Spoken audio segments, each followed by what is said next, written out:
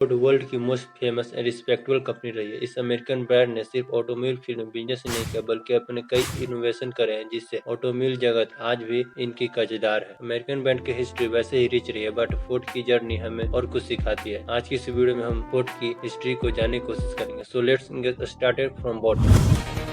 Is this about to explode? New video captures 3 Ford electric pickups in flames in a Dearborn parking lot. These F-150 Lightning fires are reigniting a growing concern over the batteries in electric vehicles.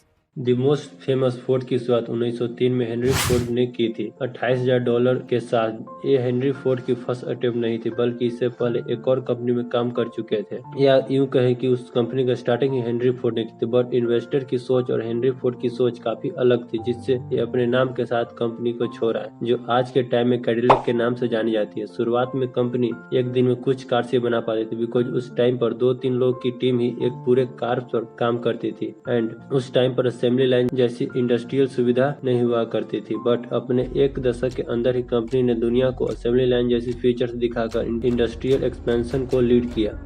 And Henry Ford सिर्फ 39 years के थे जब इन्होंने company को found किया जो आगे चलकर most profitable and world largest company बनी। 1903 से लेकर 1908 के बीच फोर्ड ने model A, B, C, F, K, N, R and S produce करे जिनके हजारों यूनिट्स एक साल में सेल हुए करते थे जो उस टाइम पर एक रिकॉर्ड ब्रेकिंग सेल्स थी। एंड फोर्ड का नाम इकोनॉमिकल ब्रांड के नाम से जाना जाता है क्योंकि 20th सेंचुरी के स्टार्टिंग में ऑटोमोबाइल एक हाई क्लास फैमिली के लिए अफोर्डेबल थी। बट फोर्ड की सोच ही मिडिल क्लास से शुरुआत करने की थी जो रिक्वायर करती थी मास प्रोडक्शन, और फोर्ड ने अपनी न्यू प्रोडक्शन मेथड से इसे पूरा भी किया और न ही सिर्फ खुद को इनफैक्ट वर्ल्ड को एक नई टूल दिया मास प्रोडक्शन में। मॉडल टी जो कि मास प्रोड्यूस्ड मॉडल थे जिसे 1908 में लॉन्च करा गया था, सिर्फ 20 सालों में overall millions of units sold कर चुकी थी। मॉडल ए पहली कार बनी जो सेफ्टी ग्लास के साथ विंड्स ऑफर की। मॉडल ए रिप्लेसमेंट कार थी मॉडल टी की एंड फोर्ड ही कंपनी बनी जिसे V8 इंजन के साथ एक कार्स को सबसे लो प्राइस पर लॉन्च करी। एंड फोर्ड की स्टार्टिंग भले ही लो बजट कार ब्रांड के तौर पर हुई थी बट कंपनी को यहाँ सीमित नहीं रहना था और इसके तहत ही 1922 में लिंकन ब्रांड को खरीदी लग्जरी सेगमेंट में उतरने के लिए। एंड 1939 में एक नई डिवीजन मर्क्यूरी बनाई कैडिलैक जैसी हाई रेंज ब्रांड के साथ कंपटीशन करने के लिए। 1929 में कॉन्ट्रैक्ट के साथ सोवियत यूनियन गवर्नमेंट के साथ रशिया में अपनी प्लांट खोली जो वहां की इंडस्ट्रियलाइजेशन में रिस्पेक्टेबल रोल प्ले की। वर्ल्ड वॉर 2 के दौरान अमेरिका में फोर्ड के प्लांट में B-24 नामक बॉम्बर प्लेन्स की मास प्रोडक्शन होने लगी। वहीं जर्मनी में फोर्ड ने army vehicle and war equipments बना रही थी। 1951 में कंपनी ने एक साइंटिफिक लेबोरेटरी भी क्रिएट करी for basic research for future cars operating method.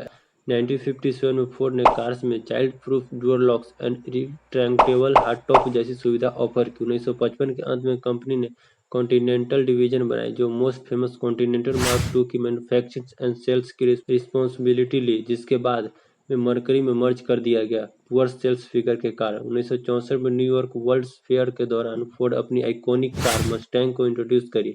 1965 में first time seat belt reminder offer की। 1980 के दशक के साथ फोर्ड ने कई कार्स मॉडल इंट्रोड्यूस करे जो वर्ल्ड वाइड सक्सेसफुल रही। एंड 1980 के दौरान ही फोर्ड ने एडवर्टाइजिंग स्लोगन यूज करनी शुरू की अपनी कार्स को नए कस्टमर के साथ ब्रांड नेम फैलाने और कार्स को मॉडर्न दिखाने के लिए। 1990 और 1994 में कंपनी ने Jaguar cars and Aston Martin जैसी ब्रांड कैप्चर करी। 1990 के मध्य और अंत तक कंपनी ने large number of vehicle sales करी बढ़ती American economy and low fuel price में।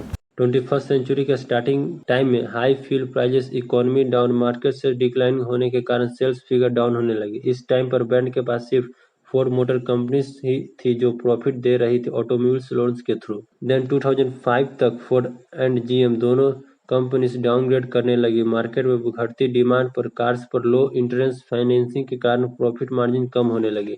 देन 2005 के अंत तक चेयरमैन विल फोर्ड ने newly appoint Americas division president Mark Field को एक नया प्लान बनाने के लिए बोलते हैं जो कंपनी को वापस से प्रॉफिटेबल बना पाए। 7 दिसंबर 2005 को बोर्ड मीटिंग के दौरान इसका नाम द वे फॉरवर्ड रखा जाता है। देन 23 जनवरी 2006 को इसे पब्लिकली अनवील्ड कर दिया जाता है। इस प्लान के तहत मार्केट की डिमांड एंड अफोर्डेबिलिटी के अनुसार कंपनी को रिकॉन्स्टिट्यूट करना, कुछ गैर लाभकारी मॉडल्स को बंद करना और 30,000 जॉब्स की कटौती शामिल थी। इसके बाद कंपनी ने कई न्यू प्रोडक्शन आइडियाज लाई और उसे इम्प्लीमेंट करती गई, जैसे न्यू व्हीकल रेंज जिसमें unibody platform based crossover SUVs, new plug in hybrid technology जो टोयोटा की हाइब्रिड टेक्नोलॉजी के साथ मेल खाती थी। इन सब से कंपनी की टेक्नोलॉजी और प्रोडक्ट पर बेटर इम्पैक्ट तो पड़ा, बट इसके बावजूद कई देशों से फोर्ड गायब होने लगी, जिसका simple and well clarified reason है competition with other brand services and product रिलायबिलिटीज।